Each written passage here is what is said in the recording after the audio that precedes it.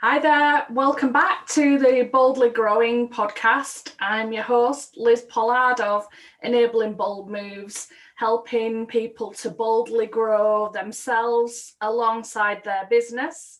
So today I'm really excited that I've got my guest here, Janice Minihan, with us today. Janice has got a great story of transformation from a primary school teacher from Australia originally to now where she is in Burnley, the Queen of Burnley, property entrepreneur.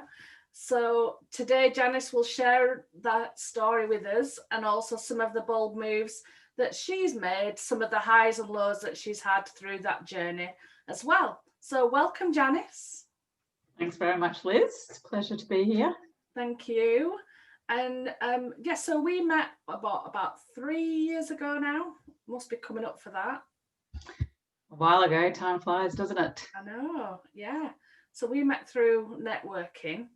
And so, yeah, just tell us a little bit about your background then, please. So as you mentioned, I was a primary school teacher, taught in the UK in over 2 or 3 times in the last 15 years anyway. And then I married a British citizen who moved to Australia over 20 years ago. So we've sort of been back and forth, off and on for 15 years. But we decided to move back to Burnley 6 years ago now. And I wanted to get out of teaching. It wasn't like it was when I originally became a teacher anymore. So kind of changed.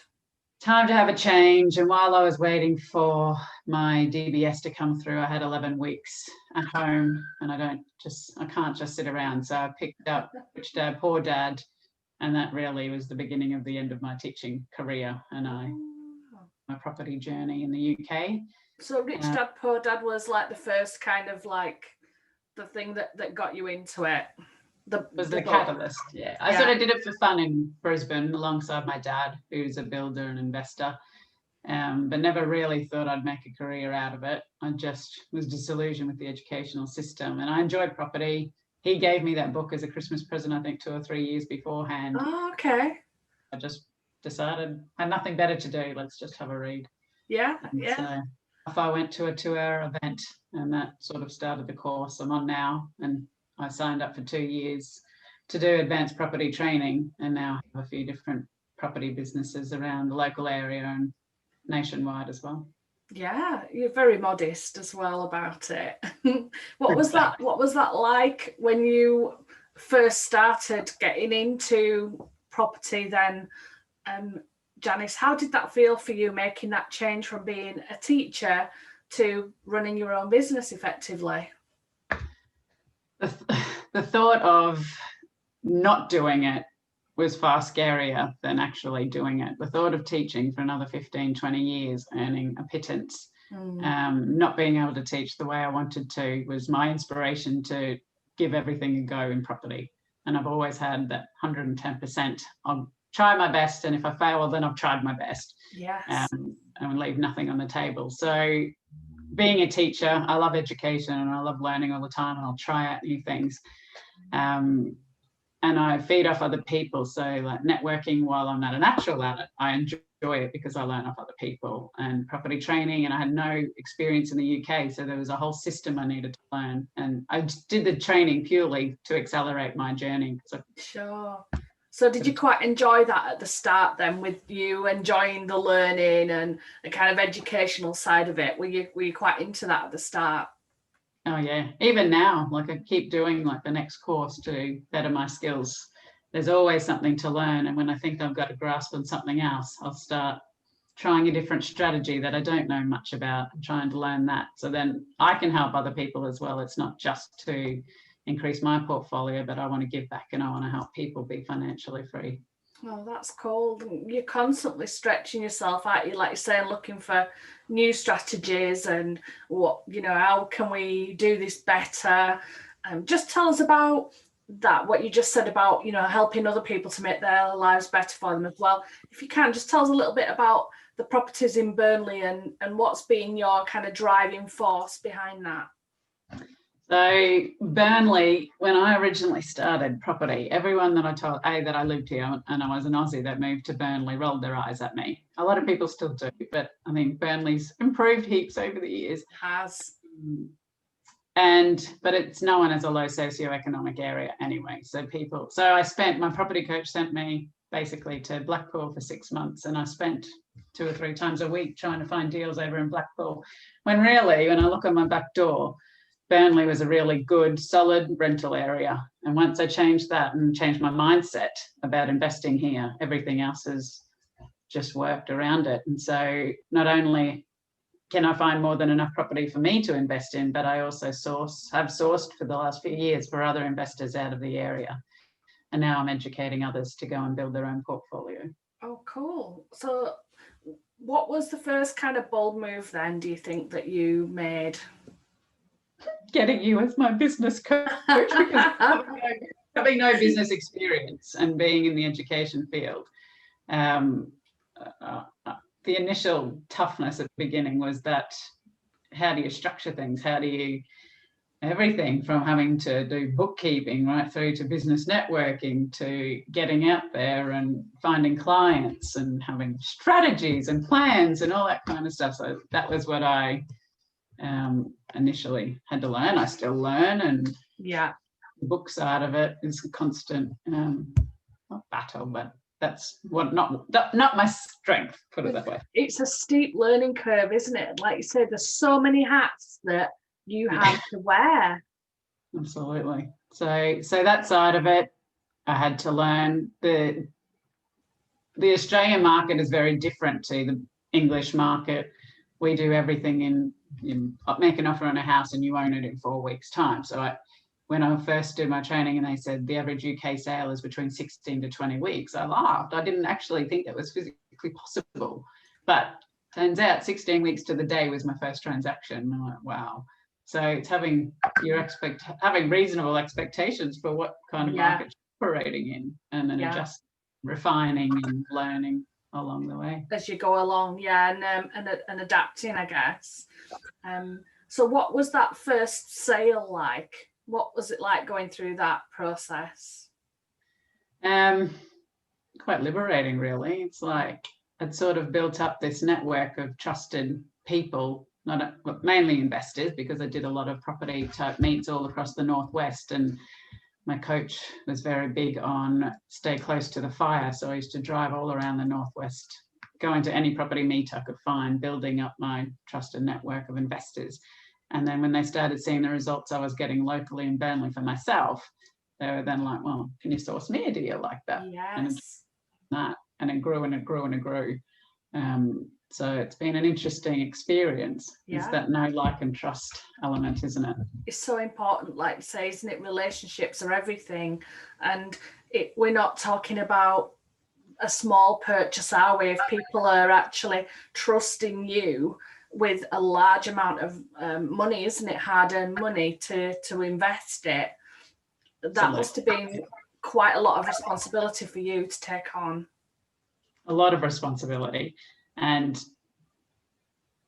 I used to beg some of them. I'm like, yes, I do what I say on the tin. I will never rip anybody off, but please come and see the house you're buying. Yes. And so many people trust blindly, and I've seen so many people, but me included, just because you think, everyone's honest, and that's been my steepest learning curve. Actually, the business world is very cutthroat in some areas. Has it? I've struggled with that.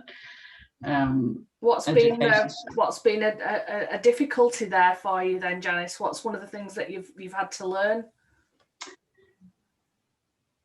I trust everybody implicitly to do the right thing by me and by other people. And then when I see that doesn't happen and people get ripped off, especially in property, because there's no real set rules or laws or whatever, anyone can go out and source effectively. So there's been a big push to get regulated deal sources for a start. And people are just different values, and they value money over relationships or things like that, which I've found really hard to comprehend at times. Yeah, when you're new to that as well, and you're not the kind of I suppose after a while it'll toughen you, it get a bit tougher, and I know you have, but at the start you want to see the best in people, don't you? And you want to trust them. So it must be hard then when you realise that somebody's let you down, or that they haven't been as trustworthy as you think they are. What have you done differently, do you think, since learning that? How have you now changed in terms of your relationships with suppliers and building a team? What have you changed? I've had to go to paperwork and make everything in writing, put structures in place, policies and procedures, all of that kind of thing. Whereas I don't know if it's the Aussie in me, but your word is your word. Yeah. And that's sort of how I've always lived life. And being in education, you always help people out, and that's your job. And if you're that kind of person in teaching anyway, I don't know, I just extended that into business, but it doesn't always work like that. So I've just had to protect myself. Yeah, not everybody's got the same values, have they? No. Unfortunately, you have definitely, like, honesty, trustworthy, hardworking, responsibility, integrity. Any time that you said you're going to do something, Janice, you always do. So I think those values are really important, aren't they, when people are working with you?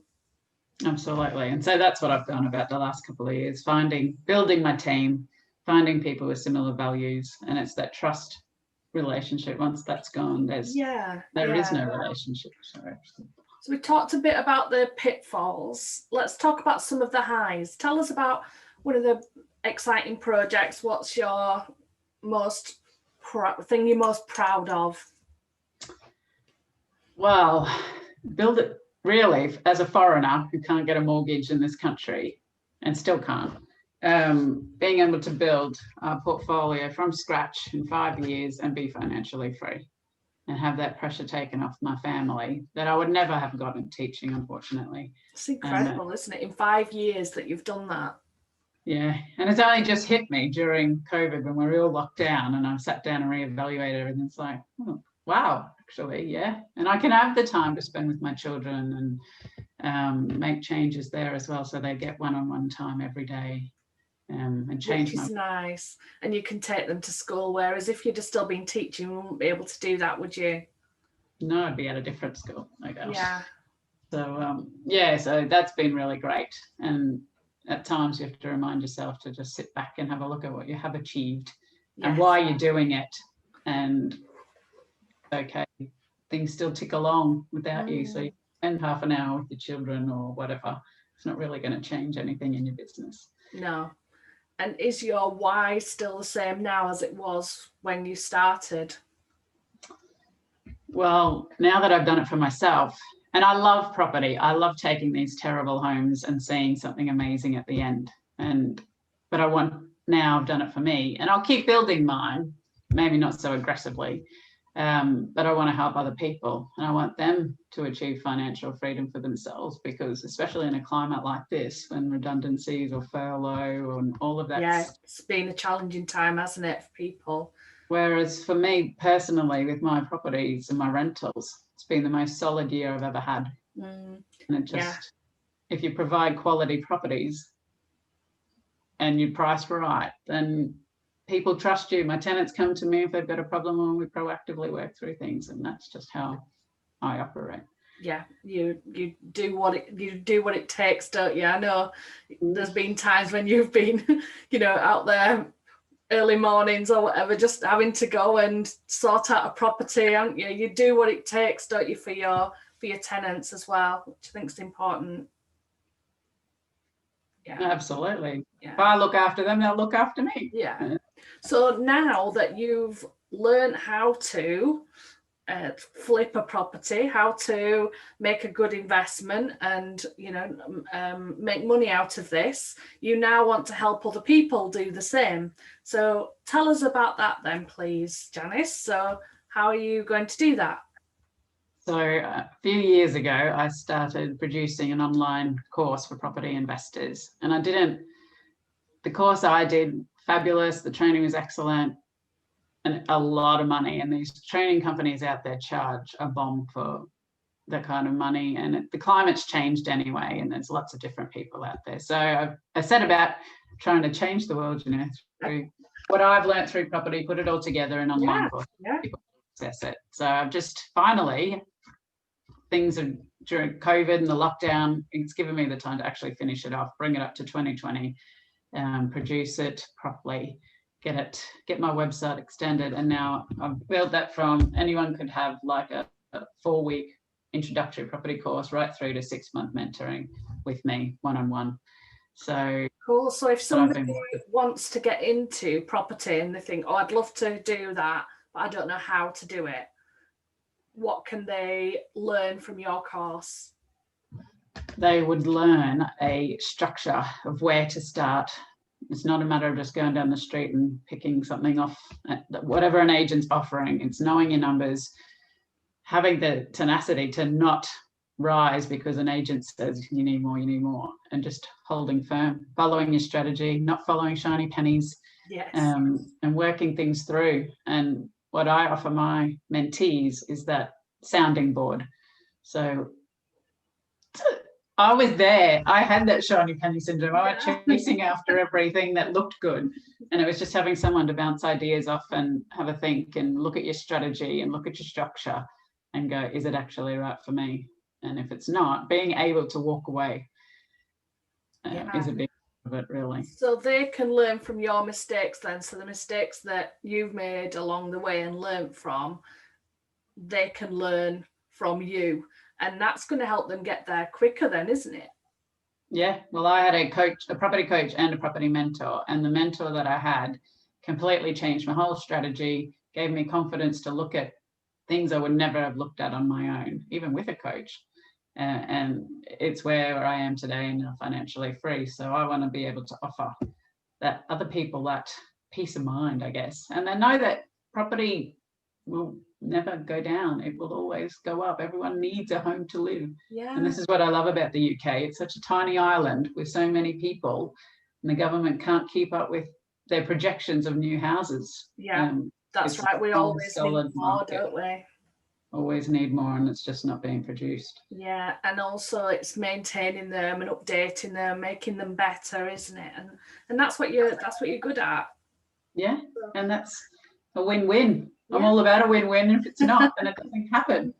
So you're combining those talents now with your teaching talents as well. So if somebody was to think actually they want to come to you as a mentor, like how would they do that? So you could find me anywhere really.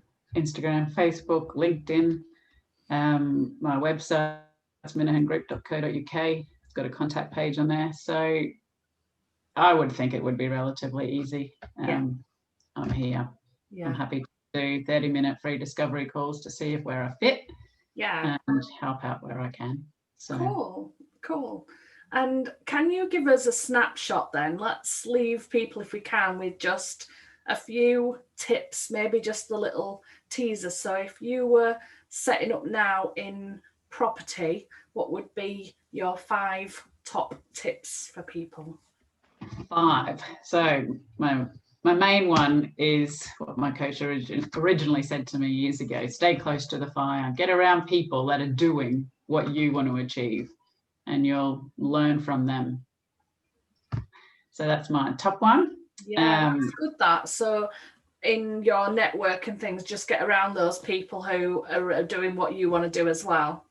Absolutely. And then you'll start to hear that as you do different strategies, you'll pick up different things about what you can do and how you can implement that into your properties. Be comfortable with the uncomfortable. I've been out of my comfort zone, I think, for about 5 years. And it's scary, but it's rewarding. And that's where you get the results. If we always stay comfortable and in our little bubble, so to speak, then progression is a bit harder, I think, to make. So keep learning, keep pushing yourself. Absolutely. Never give up. Yeah. Yes, and never give up. Just one foot in front of the other, even if you're having a bad day. Half a baby step is better than no step at all. Yeah, good. I like that. Yeah, half a baby step. Yeah, because it is. Property isn't easy. I think but it's definitely doable, and it's definitely something you can learn. It isn't rocket science. It's all down to a system and how you follow that system. And I think persistence is key. Persistence, yeah. And how would you do that? How would that look? I just think, like anything with challenges, it's almost picture like a fence, a brick wall fence. How do you get around it in the best possible? If you can't get through it, there is always other options, and to give yourself the time to think of other options, talk to somebody like and trust. Can they see any options on how to do that? Yeah, good. So you're really good at that, aren't you? Continuing to learn from other people as well, adapt. Be flexible. Cool. Yeah, and just stay positive. That's my motto. Yeah, stay positive. It sounds so easy, but that's not easy to do, is it? Especially it's really hard here as well. Especially now. How have you managed to stay positive, Janice, through such a challenging 7 months?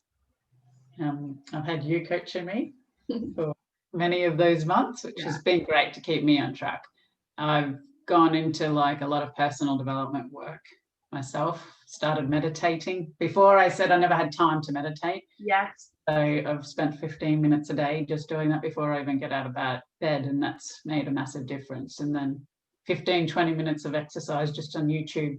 I won't go to the gym at the moment. So it's just, and that helps your mindset. Yeah, definitely. Yeah, to just keep energized, keep positive, keep your energy up. Yeah, and just fresh air. It's amazing what fresh air and water can do. Yeah, being outside. And what's the biggest thing that you love about what you do? I love the fact that everyone needs somewhere to live. There's so many properties that require love, especially around Burnley. And I get a tangible result at the end of it. So I work with angel investors. I work with, obviously, mortgage brokers and a whole team of people to get these projects to fruition. And then I have really happy tenants at the end of it because I've created a really nice warm home. And that's my driving force. And that in turn looks after me. That's really nice. And it must be nice to know that there's a lot of people, not just in Burnley, but in other areas as well, that have got nice homes, thanks to you. And I know you've done some HMOs as well, haven't you? Are they for students or young people?